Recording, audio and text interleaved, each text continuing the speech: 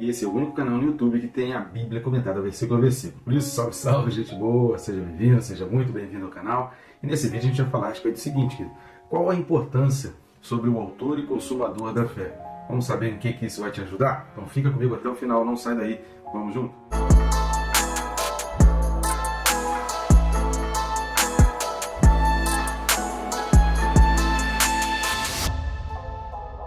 Rapidamente inscreva-se no canal, está assistindo e ainda não está inscrito? Clica aí no botão inscrever-se, pronto, você já vai estar inscrito no canal. Eu recomendo também clicar no sininho, porque assim você é notificado a cada vídeo novo. Isso ajuda de duas maneiras, né?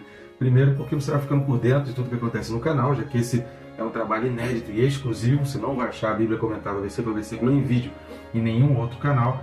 E também isso vai te disciplinar para te ajudar a ler a palavra de Deus. A gente deixa para depois para ler a Bíblia, e esse depois não chega nunca. Então, vamos junto nessa jornada e estamos aqui para te ajudar, para você não esquecer de estudar a palavra de Deus. O texto desse vídeo está na carta aos Hebreus, capítulo 12, versículo 2. Hebreus 12, 2 diz assim: olhando firmemente para o autor e consumador da fé, Jesus, o qual, em troca da alegria que lhe estava proposta, suportou a cruz, não fazendo caso da ignomínia, e está sentado à destra do trono de Deus. Muito legal, né, querido? A gente olhando para esse versículo aqui, que é complementar ao versículo anterior. Então, se você não assistiu, assista o vídeo anterior. A gente vai falar um pouco mais a respeito disso, mas é muito importante que você, ao assistir esse vídeo aqui, ou assim que você acabar de assistir o outro, ou vai lá, assiste o outro e depois volta e assiste esse aqui, né? O bom de ter no YouTube aí, né, ter esse material, é que você pode fazer isso, né? Você vai lá, volta, pausa, anota, escreve, dá uma lida no texto bíblico, medita um pouco, continua. É muito bom, né? A gente precisa aproveitar essa tecnologia que a gente tem aí, tá certo? E antes da gente entrar a fundo no comentário desse texto, tem muita coisa boa aqui para a gente aprender. Isso aqui é fundamental e eu tenho certeza que vai fortalecer muito a tua fé. E você vai descobrir que tem como, existe uma maneira de você ficar firme na fé, e talvez você esteja abrindo mão desse processo. E antes da gente entrar, então, eu preciso contar com a sua ajuda, né? Nós estamos fazendo esse trabalho de forma totalmente independente,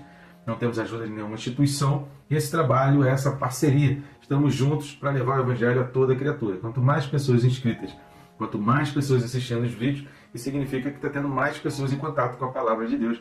Então esse é o nosso objetivo. E como que você pode nos ajudar? Querido, tem uma maneira que é de graça, não vai custar nada para você não vai precisar desembolsar nada, e é rápido e fácil. É curtir, comentar e compartilhar. Isso aí é simples, é tranquilo.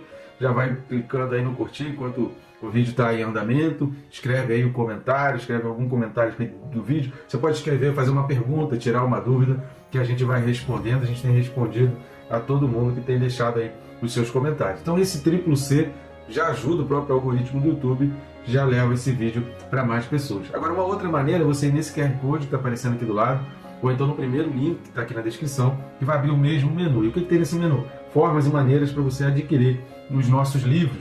Já está aparecendo a primeira capa do primeiro livro aqui, daqui a pouco vai aparecer a outra. É o Quem se Importa com Deus e o Perca Peso Diante da Trave do Olho. São livros indispensáveis, livros de cabeceira de cama, que eu tenho certeza que vai fazer a diferença, e você não só vai gostar, como também ainda vai presentear outras pessoas. Aí nesse menu você vai ter o canal na Amazon, você vai ter o link do Mercado Livre, você vai ter na Hotmart para poder comprar em papel, comprar em formato digital. Fica a sua escolha, só não deixa de estar adquirindo, tá certo? Então vamos lá. O versículo, esse versículo 2, ele começa como olhando firmemente. A gente vai voltar a falar isso no final do vídeo, mas é muito importante a gente observar que é o seguinte: quem precisa olhar firmemente? Aí é que entra a grande questão, que você tem que ter assistido o vídeo anterior para você entender isso.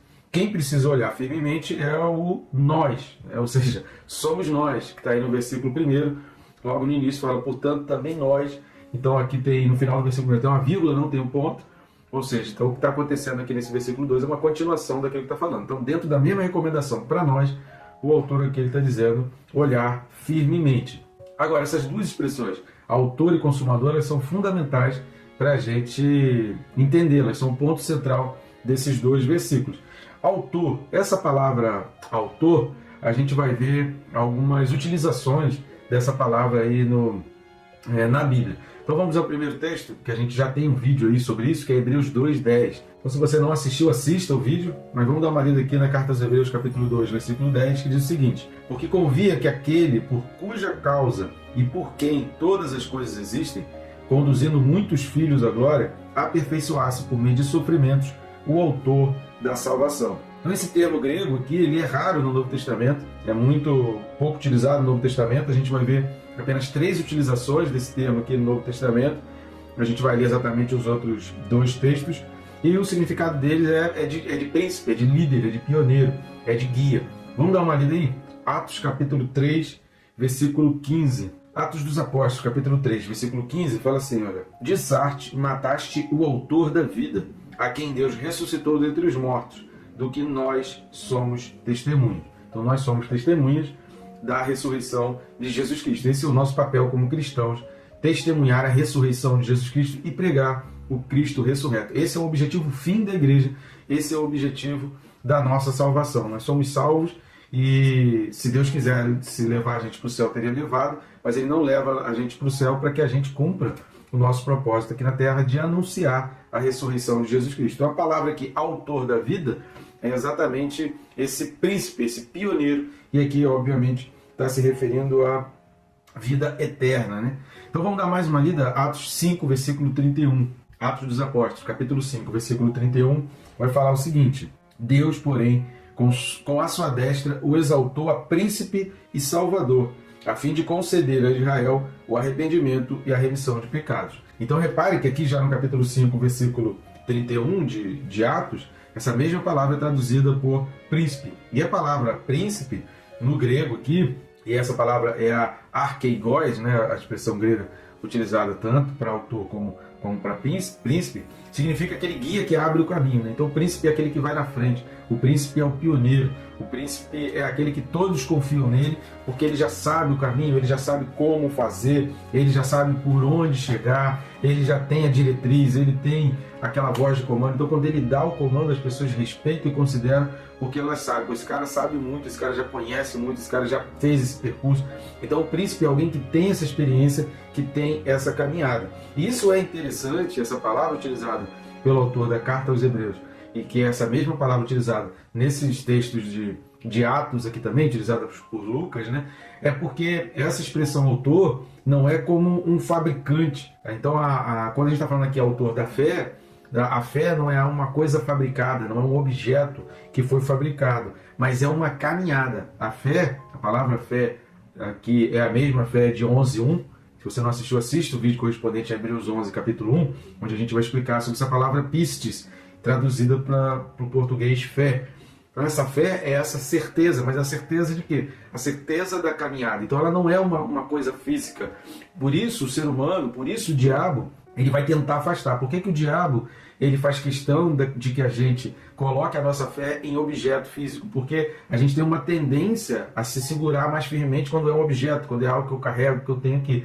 Só que isso é um desvirtuamento, isso é uma deturpação do significado de fé, da fé que Deus tem. Ou seja, Deus nunca quis que a gente tivesse objeto, por isso Ele deixou nos 10 mandamentos não adorar nenhum tipo de imagem. Por quê? Ao se prender a uma imagem, ao se prender a objeto, a gente está fugindo do propósito original, porque a fé não é algo que se agarra. Por quê? Uma coisa que você hoje agarra, amanhã você larga. Uma coisa que hoje é muito firme e sólida para você, amanhã pode ser plenamente destruído.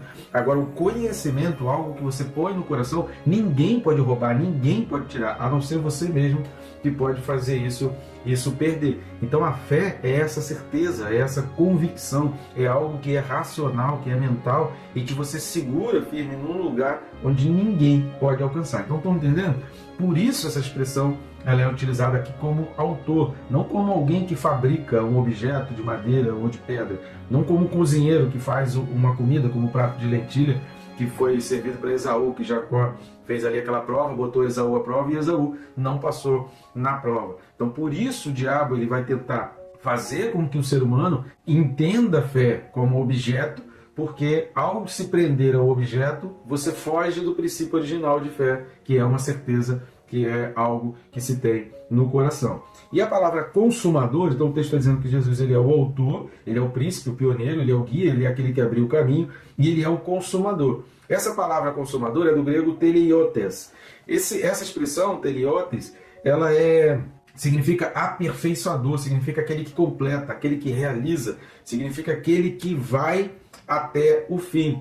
Ou seja, quando está falando de que Jesus, ele é aquele que abriu o caminho, ele é o pioneiro, ele é o guia que abriu o caminho, e ele também é aquele que completa as coisas, é aquele que vai até o fim, está dizendo para nós, o sentido aqui é exatamente de alguém que começou uma caminhada nunca antes feita, uma caminhada que nunca ninguém antes fez, mas ele chegou até o final e ele está lá nos esperando nessa caminhada. Então, nós entramos nessa caminhada sabendo que uma pessoa trilhou esse caminho, então eu posso ficar tranquilo, eu posso ficar firme, por isso as pessoas olhar firmemente para o autor e consumador, porque eu não posso me distrair com as coisas desse caminho, a gente falou sobre isso nos 3 últimos vídeos, eu não posso me distrair com as coisas desse caminho, eu preciso olhar firmemente, eu preciso ter um foco, eu preciso ter um objetivo, porque é isso que vai me fortalecer nesse caminho. E diante de qualquer dificuldade, eu sei, alguém já trilhou esse caminho antes de mim aqui, alguém já passou por aqui, alguém já sofreu mais do que eu, porque quem é o primeiro a abrir o caminho, não sei quantos estão assistindo esse vídeo aqui, que já fizeram trilha, é muito tranquilo quando você segue uma trilha e você está vendo que alguém já abriu um caminho, que alguém já cortou o mato, que alguém já colocou uma pedra ali para poder facilitar uma subida, que alguém colocou de repente uma corda, talvez você já tenha feito trilha, né? Que aí tem lá uma corda, tem uma madeirinha, colocada, tem uns degraus feitos.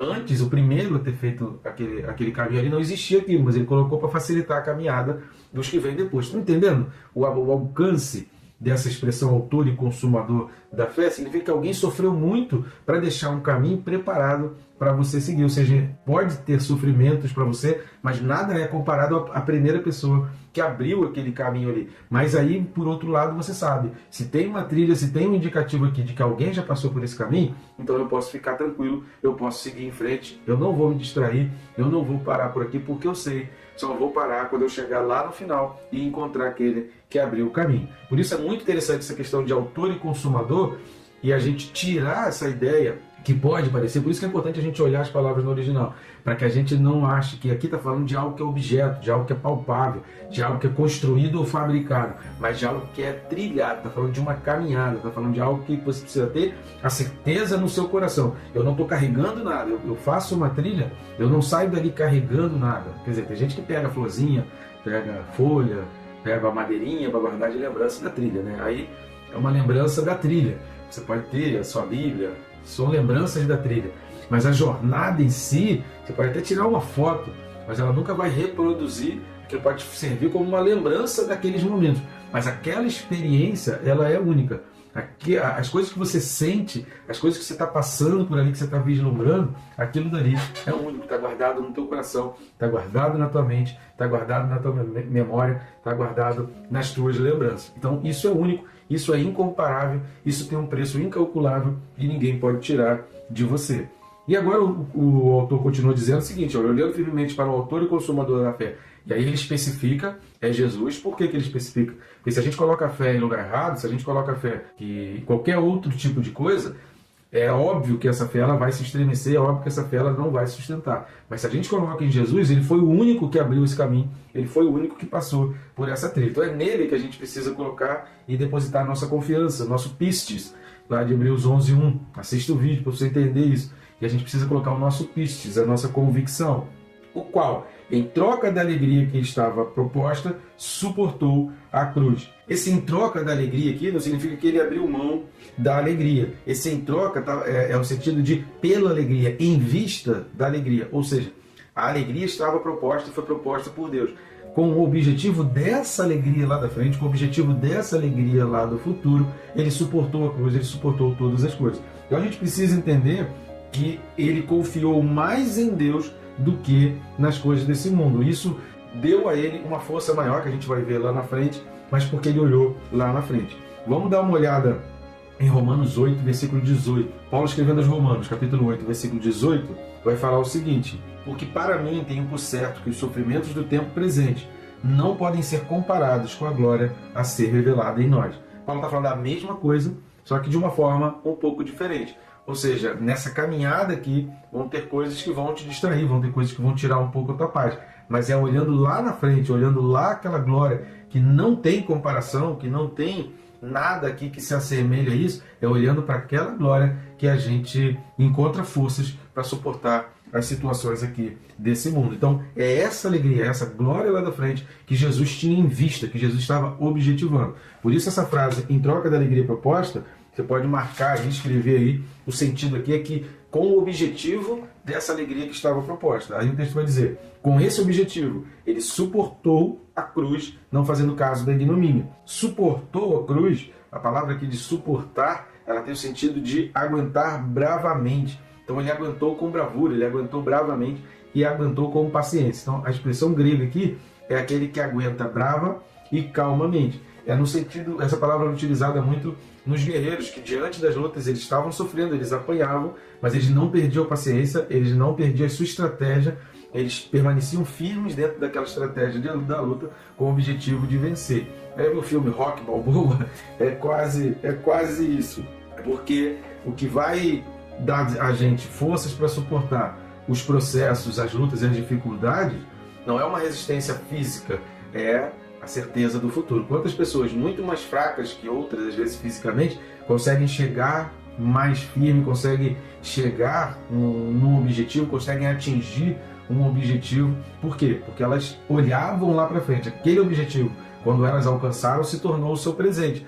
Só que durante muito tempo, às vezes muitos anos, aquilo foi um ideal, aquilo estava no campo das ideias, aquilo não tinha sido materializado ainda, ele tinha aquilo como foco e objetivo. E isso faz toda a diferença nessa nossa trilha, nessa nossa jornada. E aí o texto vai dizer que ele suportou a cruz, ele aguentou brava e calmamente a cruz, não fazendo caso da ignomínia, ou seja, ele não deu importância para a ignomínia. A palavra ignomínia significa vergonha ou desonra.